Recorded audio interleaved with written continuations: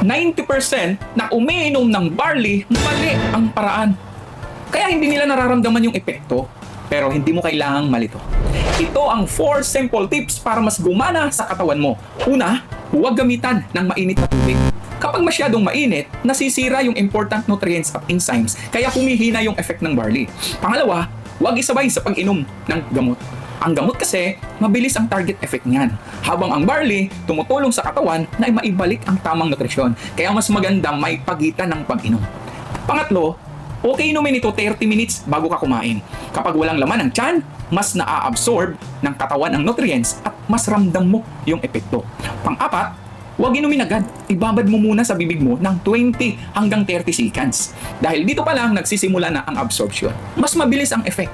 Maliit na bagay lang to pero malaking tulong to sa kalusugan mo. Kung gusto mo ng guide kung paano ito gamitin araw-araw, mag-comment ka lang ng barley at tutulungan kita.